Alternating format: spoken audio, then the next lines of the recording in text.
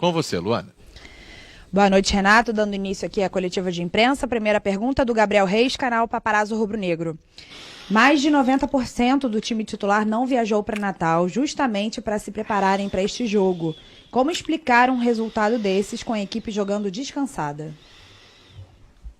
Mas vai acontecer. Já aconteceu muitas vezes, aconteceu hoje, vão acontecer outras vezes. Isso não quer dizer que no momento que uma equipe descansa, ela tem a certeza da vitória.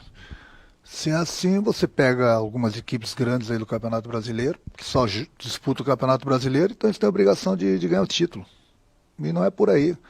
Não é porque nós descansamos entre aspas, né? Que a gente não jogou com a equipe principal aí no meio da semana, que nós iríamos vencer fácil o Internacional. Não tem jogo fácil, independente se você descansa ou não. Eu já havia falado que nós iríamos tropeçar uma hora. Infelizmente, nós tropeçamos hoje. E não tem um time imbatível. Todo mundo vai tropeçar. Da mesma forma que o Flamengo lá na frente vai tropeçar de novo. Isso faz parte do futebol. O Flamengo não vai ganhar todos os seus jogos. Mas isso não quer dizer que o Flamengo não jogou bem hoje porque ele não jogou durante a semana. Eu volto a repetir. Se fosse assim, o próprio Internacional que se joga uma vez por semana, disputa o Campeonato Brasileiro, teria a obrigação de ser campeão. Nosso futebol não é assim, não. Monique Danello, TNT Esportes. Renato, boa noite. O Gabriel acabou expulso em um dos muitos lances de irritação do Flamengo com a arbitragem no jogo. Você acha que o time acabou perdendo um pouco a cabeça na partida de hoje? Não, nós não perdemos a cabeça. Os jogadores tiveram até uma certa tranquilidade por tudo aquilo que vinha acontecendo na partida. Mas eu não falo de arbitragem. Eu não gosto de comentar, entendeu? Eu acho que é o trabalho da imprensa, é o trabalho dos comentaristas, entendeu? Tem o VAR lá para isso. A única coisa que eu questionei o árbitro durante a partida e após a partida foi nos 2 primeiros gols do Internacional. No lance do Bruno Henrique, que eu vi falta, e no Diego, que eu vi falta também. Mas isso não é desculpa, porque nós tomamos o gol. Só que eu achei que ele deu uma vantagem que o Flamengo não teve vantagem. Só isso. Mas a arbitragem não cabe a mim comentar, eu tenho que cuidar da equipe. Rafael Melo, canal Rafa Melo. Renato, nos primeiros minutos do jogo, o Flamengo foi melhor em campo, mas deixou de finalizar em 2 oportunidades claras. Após as oportunidades desperdiçadas, o Internacional começou a achar os contra-ataques e matou o jogo. Você concorda que o time entrou com uma postura um pouco displicente na partida? Não foi displicente, não. Nós sabíamos que o Internacional iria jogar por uma bola parada. Iria jogar principalmente no contra-ataque. E foi assim que o Internacional achou seus gols. Todos os gols deles foi no contra-ataque, onde a gente não soube matar a jogada, deu espaço. Nós sabíamos que do jeito que o Flamengo joga poderia acontecer. Infelizmente aconteceu, mas principalmente aquilo que eu falei nos 2 primeiros gols do Internacional. Eu achei principalmente no primeiro gol no Bruno Henrique, foi uma falta bem clara, que ele não deu. E a partir daí resultou o primeiro gol do Internacional. Felipe Schmidt, GE. Boa noite, Renato. Quando o Flamengo teve uma sequência de vitórias, você já vinha alertando que uma hora o time iria tropeçar. Agora, como lidar e o que retirar de uma derrota como essa no Maracanã? A gente aprende sempre com as derrotas, a gente aprende com os empates, a gente aprende com as vitórias, mas isso é um papo que eu sempre tenho com o grupo. As coisas no Brasil, principalmente, no momento que você ganha, você é bom. E da noite para o dia, quando você não ganha, você não é bom. Eu não estou falando em cima dessa pergunta, mas muita gente pensa assim, não é só do Flamengo, de todas as equipes. Quer dizer, nós não temos no Brasil e no mundo uma equipe imbatível. Uma hora vão acontecer as derrotas. O Flamengo, estava comentando com alguns agora no vestiário, o Flamengo no passado, se eu não me engano, tomou de 5 de São Paulo aqui no Maracanã. E o Flamengo foi campeão brasileiro. Tomou 4, 5 numa Libertadores e o Flamengo foi campeão da Libertadores também. Então, a gente não gosta que isso aconteça, a gente fica triste, entendeu? Mas é dar continuidade no trabalho, que a gente confia no nosso trabalho e confia no nosso grupo de jogadores. Pedro Henrique Torre, ESPN. Boa noite, Renato. O time iniciou até bem a partida, mas caiu muito de rendimento após sofrer o primeiro gol. A que você atribui essa queda?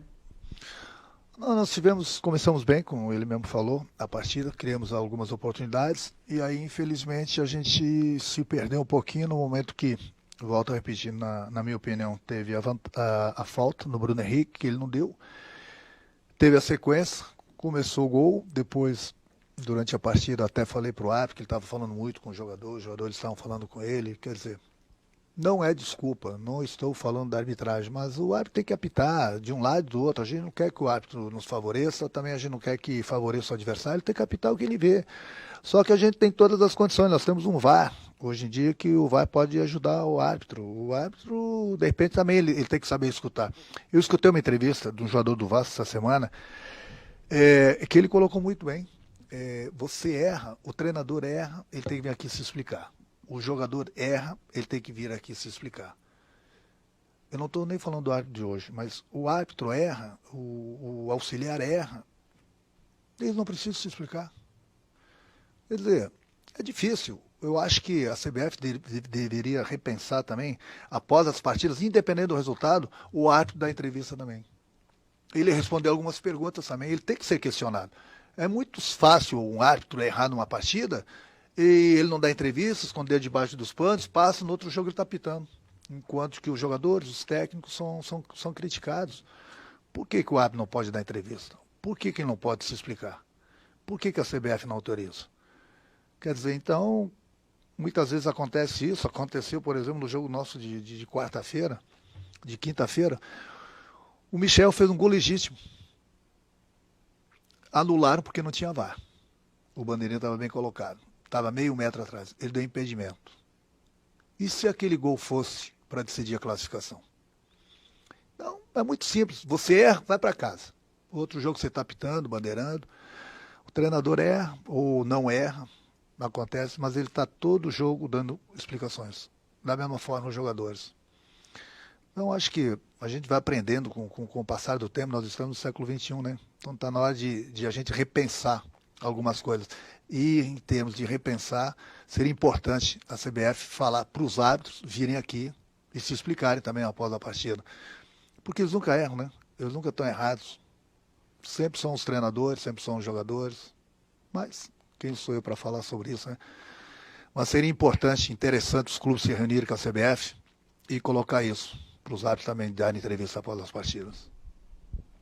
Luiz Antônio, canal Luiz Antônio Rubro Negro. Boa noite, Renato. Hoje o Flamengo não teve uma dinâmica de proteção para sua defesa e tomou 3 gols de transição apoiada e 1 de transição direta. Como resolver esse problema para os próximos desafios? Não, a gente tem treinado, o grupo está bem, a gente tem treinado, tem jogado bem, entendeu? Aquilo que eu falei, não é por causa de uma derrota, lá a gente fica triste até pelo placar, pelo que aconteceu. Hoje quase não deu nada certo pra gente, né? E o Internacional soube se aproveitar disso. Mas é continuar o trabalho. Então, até antes dessa partida, todo mundo era jogador de seleção brasileira, o técnico era um dos melhores do Brasil. E agora, não, tudo bem, a gente entende, nada deu certo hoje pra gente, acontece. Pode ter certeza que o Flamengo, e quarta-feira é outra competição, é Libertadores, e pode ter certeza que vai ser um Flamengo bem diferente do que foi hoje. Wesley Ramon, Portal Urubu Interativo. Renato, o Flamengo vem de 7 vitórias e com goleadas. Hoje é goleado pelo Internacional em casa.